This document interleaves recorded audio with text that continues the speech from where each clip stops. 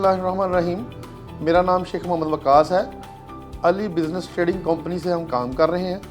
मैं प्रेसिडेंट हूँ मरकज़ी अंजुमन ताजरान साहिवाल का और प्रेसिडेंट हूँ डिविज़नल किराना एसोसिएशन साहिवाल का।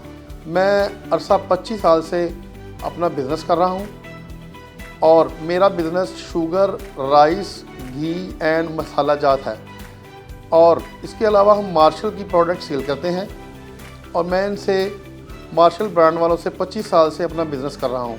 इनकी सर्विसेज हमारे साथ बहुत अच्छी हैं। मार्शल की प्रोडक्ट में जब भी किसी किस्म का कोई क्लेम आ जाता है, कोई पैकेट फट जाता है या डिलीवरी के दौरान कोई मसला बन जाता है तो हम इनको आगाह करते हैं, ये हमें फौरी सर्विसेज देते हैं।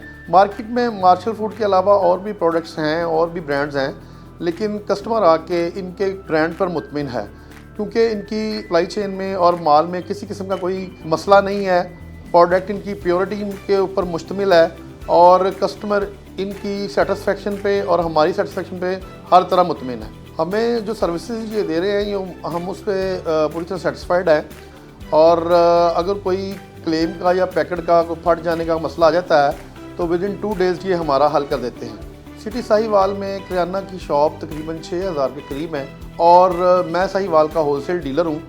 मार्शल की प्रोडक्ट अल्हम्दुलिल्लाह हर शॉप पर, हर गली, हर मोहल्ला में मौजूद है।